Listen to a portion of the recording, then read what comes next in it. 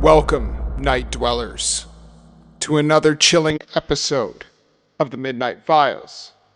I'm your host, Bryan, and tonight we embark on a journey through one of the strangest, most enigmatic, and, if the legends are true, the most haunted mansions in America. It is a house with no master plan, staircases that lead nowhere, doors that open into walls, and miles of twisting hallways. Some say it's an architectural nightmare. Others believe it was designed to ward off vengeful spirits. But one thing is certain: the Winchester Mystery House has secrets. Tonight, we'll explore the origins of this infamous home, its construction, the legend of its haunted corridors, and what has become of it today. So dim your lights, lock your doors, and prepare yourself for the mystery that awaits. The origins, a legacy built in blood. To understand the Winchester Mystery House, we must first understand the woman who built it. Sarah Winchester. Sarah Lockwood Pardee was born in 1839 into a wealthy New Haven, Connecticut family. She was highly educated, fluent in multiple languages, and well-versed in architecture, an uncommon trait for women of her time. But her fate would take a dark turn when she married William Winchester, heir to the Winchester Beating Arms Company. The Winchester rifle, often called the gun that won the West, brought great fortune to the Winchester family. But with fortune came an undeniable body count. The rifle was responsible for thousands of deaths in the Civil War and the Western expansion. Tragedy struck Sarah when she lost her infant daughter, Annie, in 1866. Then, in 1881, just 15 years later, her husband, William, succumbed to tuberculosis. Alone and devastated, Sarah turned to a spiritual world for answers. And according to the legend, a Boston medium told her that she was cursed.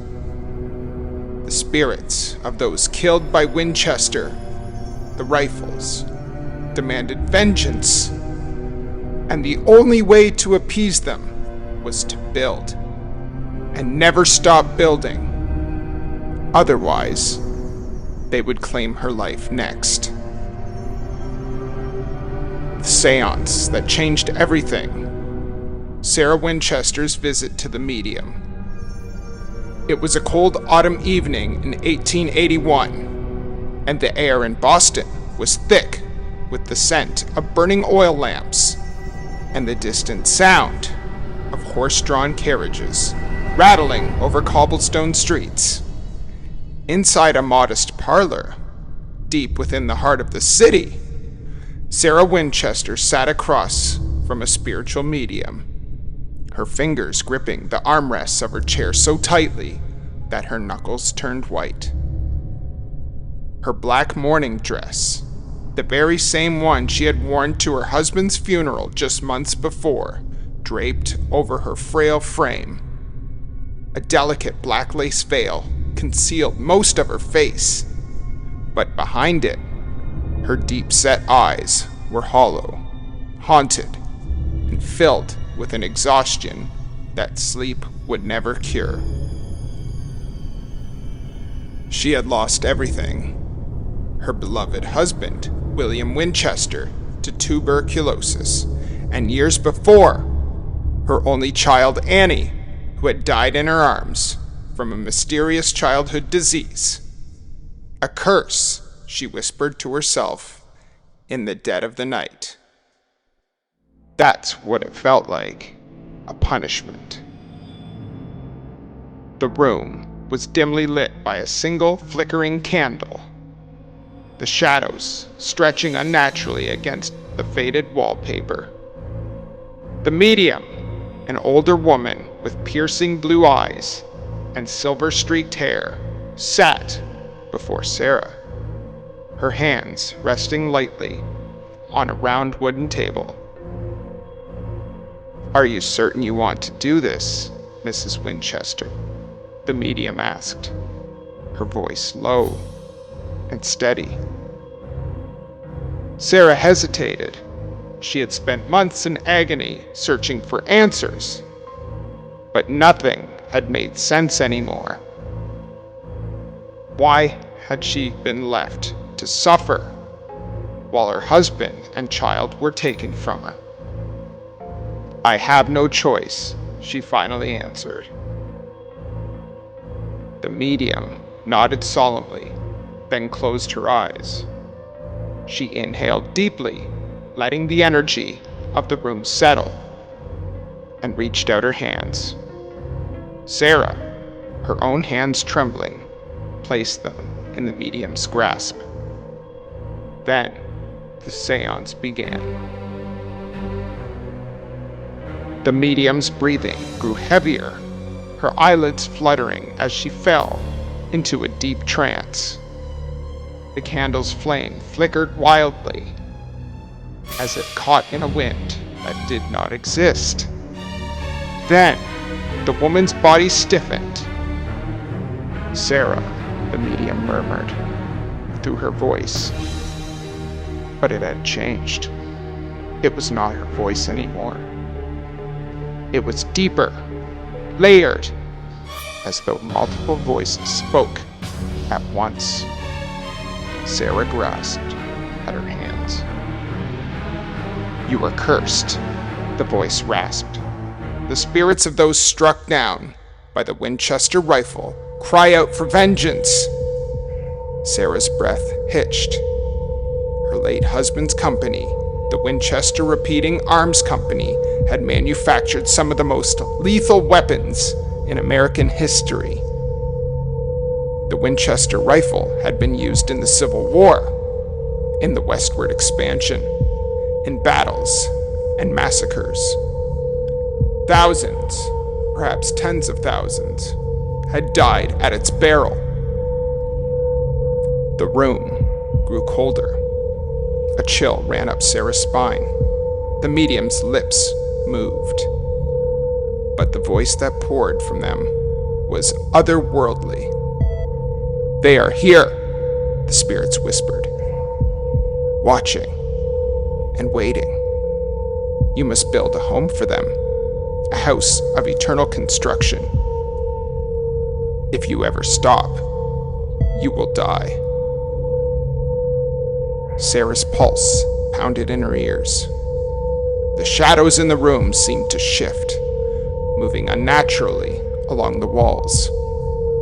The candle dimmed, and for a moment, she swore she saw dark figures flickering just beyond the edges of the light. A home? A house? She didn't understand. "What do you mean?" she demanded, her voice shaking. The medium's head jerked suddenly, as if something unseen had grasped her. The candle extinguished itself, plunging the room into near darkness. Then, in a voice that no longer sounded human, the spirits spoke their final warning. "Go west, build, and never stop, or the spirits will claim you." With a sharp gasp, the medium collapsed forward onto the table. The connection was severed. The seance was over. Sarah's body trembled. Her heart raced. But in that moment, she knew what she had to do. The construction, a house of endless growth. In 1886, Sarah Winchester purchased an unfinished 8-room farmhouse in San Jose, California, and from that moment on, construction never stopped.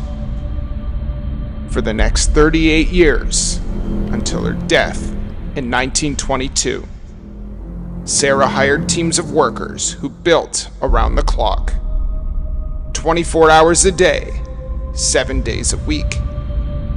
No blueprints, no final vision, just constant expansion, modification, and a labyrinth of confusion.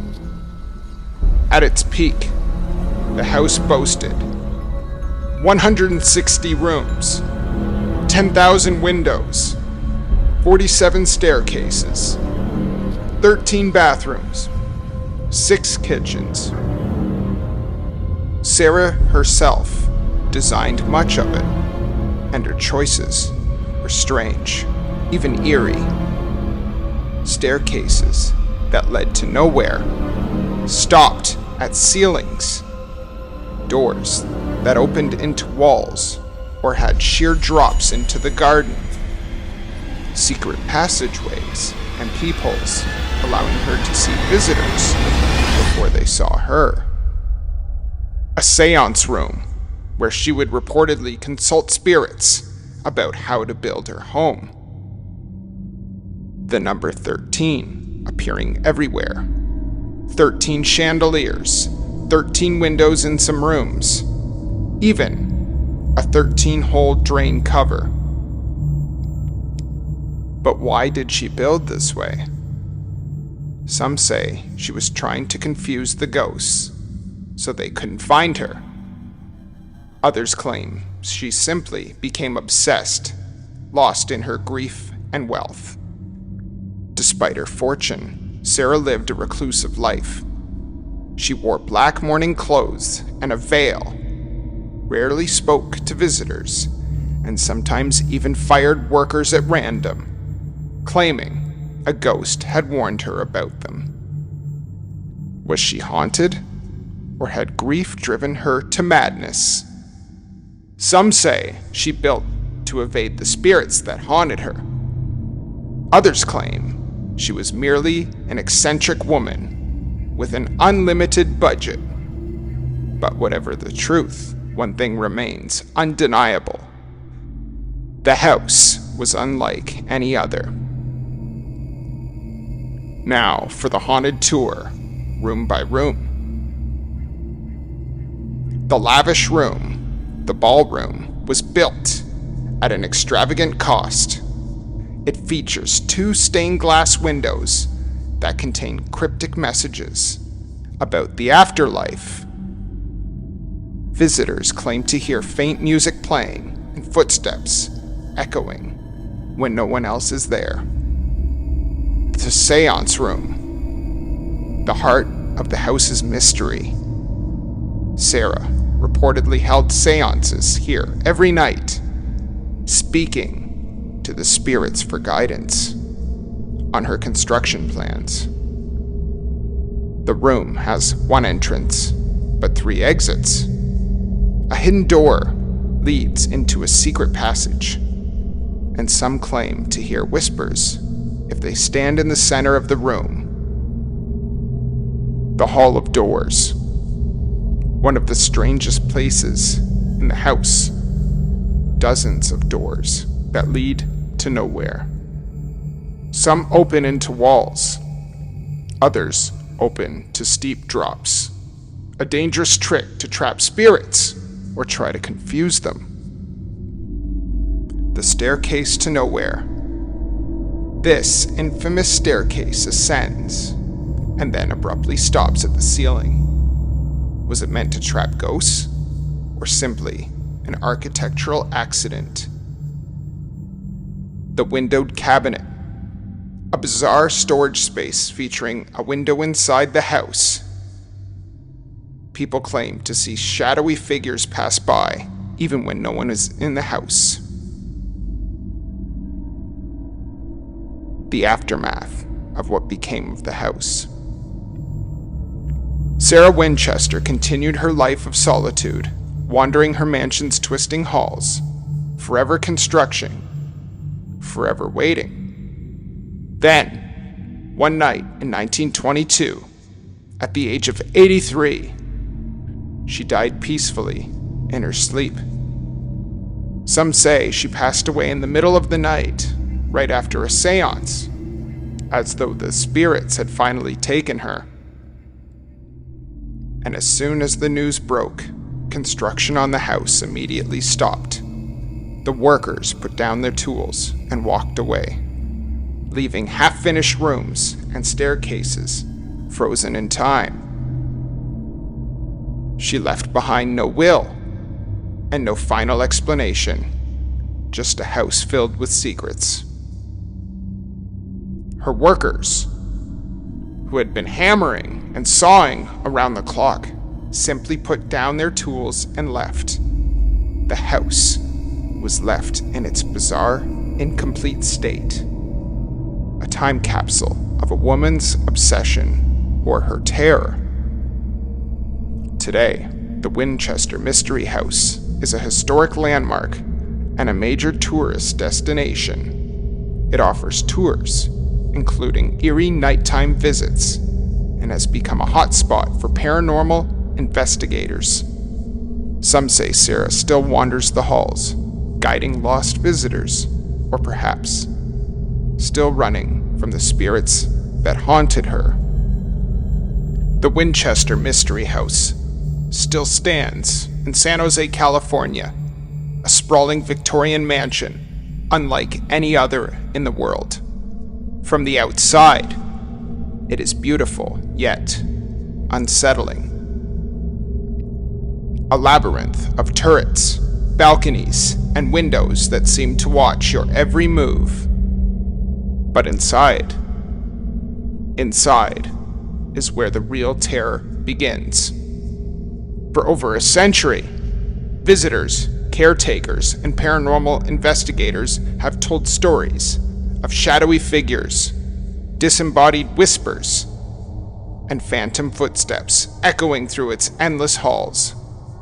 Some believe the ghosts of those slain by Winchester rifles still roam the house, trapped in the maze-like corridors, built for them by the grieving and guilt-ridden Sarah Winchester. Even now, the house never rests, and neither do its spirits.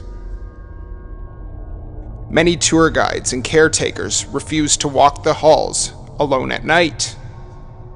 One former night guard, Anthony Delgado, had walked the graveyard shift for nearly 3 years. He had heard the stories, but he never believed in ghosts. That changed on one particular night.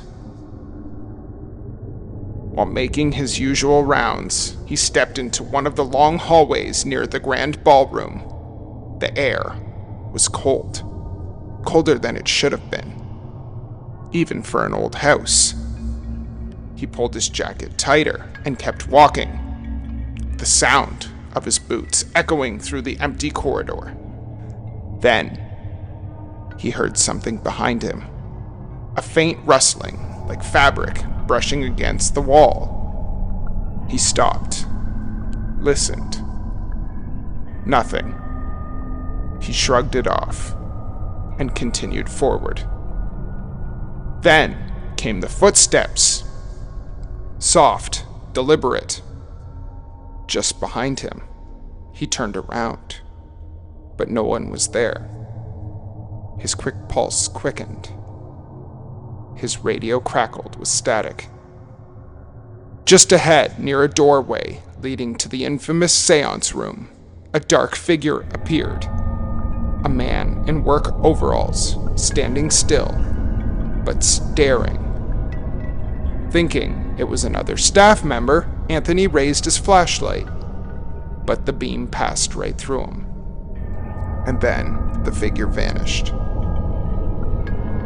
Anthony quit his job the next morning. The unfinished room is one of the most eerie places in the Winchester house. This is a space left exactly as it was on the day Sarah Winchester died in 1922. The tools that were dropped mid-construction. The workers simply vanished. Paranormal investigators have recorded strange activity in this room. Cold spots, so intense they cause visible breath in the air. Sudden bursts of energy on EMF detectors, as if something unseen is lingering. Unexplained voices caught on tape, whispering Sarah's name. One tour guide, Julia Matthews, was leading a group through the house when she felt something pull on the hem of her coat. Thinking it was just a child, she turned to scold them, only to find that no one was there. Later that night, she reviewed the security footage, and she saw a dark shadow pass through the doorway, just behind her, even though no one else had been in that room. And the seance room is the gateway to the other side. The seance room is perhaps the most terrifying part of the Winchester Mystery House. This is where Sarah Winchester reportedly communed with spirits, asking them how to design the house to appease them. The room has one entrance but 3 exits designed to keep the spirits from following her. The windows are positioned inside the house rather than outside, as if peering into other dimensions. People who stand inside too long report feeling watched, hearing whispers, or seeing flickers of movement in their peripheral vision. A group of paranormal researchers once spent the night locked in the seance room with infrared cameras and EVP recorders. Around 2:33 a.m., their equipment captured a low whispering voice. When enhanced, the voice clearly said 2 words: "Keep building."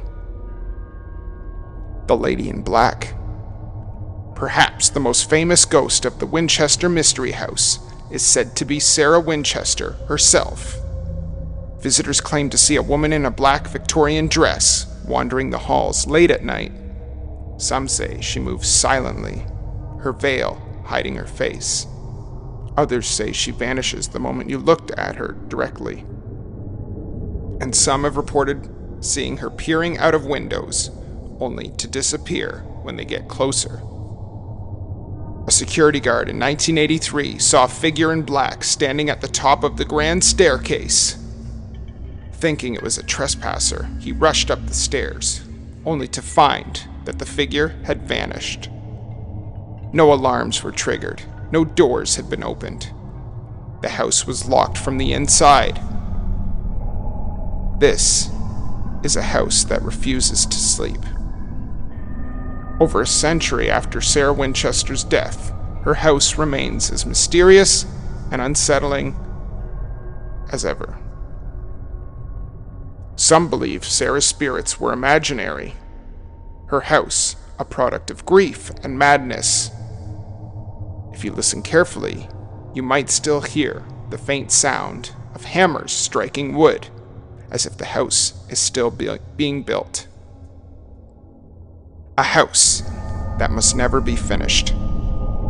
A house that will never be empty. So, what do you believe, listeners? Was Sarah Winchester haunted by guilt and paranoia? Or was she truly tormented by the vengeful spirits of those slain by her family's rifle?